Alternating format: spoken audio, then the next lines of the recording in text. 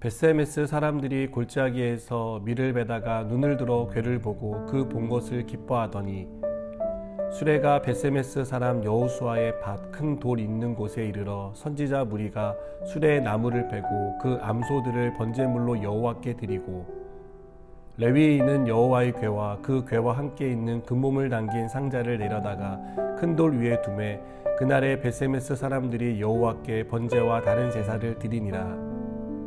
블레셋 5방백이 이것을 보고 그날에 에그론으로 돌아갔더라. 블레셋 사람이 여호와께 속건제물로 드린 금독종은 이러하니 아스돗을 위하여 하나요, 가사를 위하여 하나요, 아스글론을 위하여 하나요, 가드를 위하여 하나요, 에그론을 위하여 하나이며 드린 바 금쥐들은 견고한 성읍에서부터 시골의 마을에까지 그리고 사람들이 여호와의 궤를 놓은 큰 돌에 이르기까지 5방백들에게 속한 블레셋 사람들의 모든 성읍들의 수대로였더라. 그 돌은 벳세메스 사람 여호수아의 밭에 오늘까지 있더라. 벳세메스 사람들이 여호와의 궤를 들여다본 까닭에 그들을 치사 5만 70명을 죽이신지라. 여호와께서 백성을 쳐서 크게 사륙하셨으므로 백성이 슬피 울었더라. 벳세메스 사람들이 이르되 이 거룩하신 하나님 여호와 앞에 누가 능히 서리요 그를 우리에게서 누구에게로 올라가시게 할까 하고 전령들을 기럇 여아림 주민에게 보내어 이르되 블레셋 사람들이 여호와의 궤를 도로 가져왔으니 너희는 내려와서 그것을 너희에게로 옮겨가라. 아멘. 우리는 오늘 본문에서 하나님의 궤로 인해 기쁨과 슬픔이 교차되는 장면을 목격하게 됩니다. 블레셋 사람들은 이스라엘과의 전쟁에서 승리하고 공포의 대상이었던 하나님의 궤까지 빼앗아 기뻐했습니다. 이 기쁨은 벳세메스로 돌아온 하나님의 궤를 본 벳세메스 주민들에게도 있었습니다. 하지만 둘 다 이 기쁨은 순식간에 슬픔과 절규로 변했습니다. 다곤의 신전의 전리품으로 바쳐진 하나님의 궤가 다곤 신상을 쓰러뜨렸고 가는 곳마다 악한 종기를 발생시켰기 때문입니다.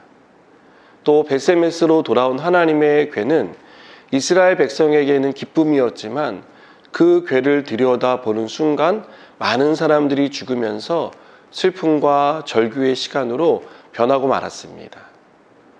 우리는 하나님의 궤를 대하는 블레셋 사람들과 이스라엘 사람들 사이에 공통점이 있다는 점을 발견합니다.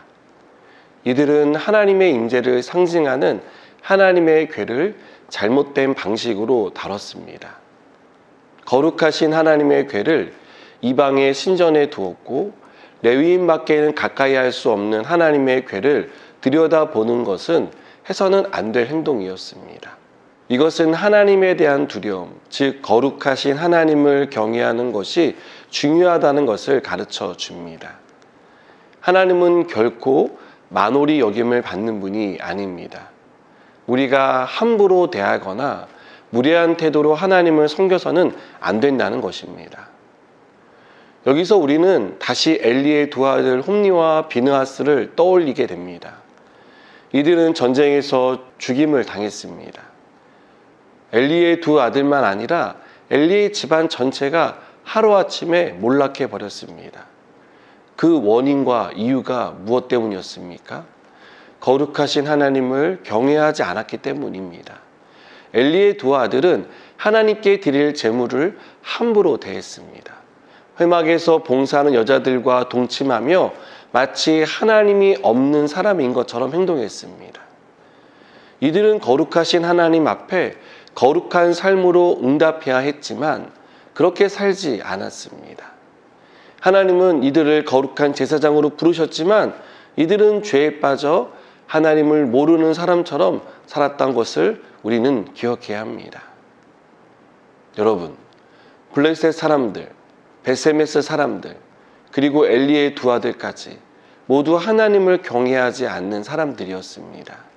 하나님을 사랑하고 사랑함으로 경외하는 마음을 가졌다면 이렇게 행동하지 않았을 것입니다.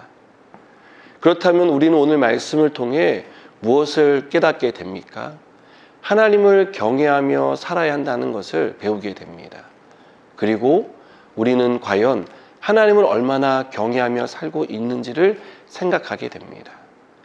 하나님 앞에 가난한 마음으로 나아가고 있습니까? 하나님의 도움이 필요하다는 것을 알고 하나님 앞에 겸손한 마음으로 구하고 계십니까? 또한 하나님의 말씀하실 때 그 말씀에 아멘으로 화답하며 순종하고 계십니까? 하나님을 사랑하고 하나님을 경외하는 삶을 계속 살아가기 위해 몸부림치고 계십니까? 그래서 내가 거룩하니 너희도 거룩하라는 하나님의 말씀같이 거룩한 삶을 살기 위해 오늘 우리는 무엇을 하고 있습니까? 사랑하는 여러분, 하나님을 경외한다는 것은 하나님을 사랑하는 것입니다. 하나님을 사랑하기에 하나님의 말씀을 따르는 것입니다. 그것이 내 기준과 내가 살아온 방식에 맞는지 맞지 않는지를 생각하는 것이 아니라 그 말씀이 하나님의 말씀이기에 순종하는 것입니다. 그것이 하나님을 사랑하는 사람의 태도입니다. 오늘 저와 여러분이 이렇게 하나님을 경외함으로 또 깊이 사랑함으로 살아가는 귀한 삶이 되기를 축복합니다. 기도하시겠습니다. 하나님, 우리 안에 하나님을 경외하는 마음이 있기를 원합니다. 죄를 멀리하고 하나님의 말씀을 가까이 하는 삶을 살게 해 주시옵소서. 예수님의 이름으로 기도드립니다. 아멘.